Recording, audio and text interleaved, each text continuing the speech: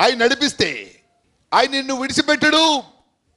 ఆయన నడిపిస్తే చక్కటి త్రోవలు నడిపించును. ఆయన నడిపిస్తే సురక్షితముగా నడిపించును. ఆయన నడిపిస్తే నీకు వేదన కలగకుండా, బాధన కలగకుండా, దుఃఖము కలగకుండా, వ్యాధి కలగకుండా, ఆవేదన కలగకుండా సురక్షితముగా ఆయన నిన్ను నడిపించును. మెల్లిగా నడిపించును.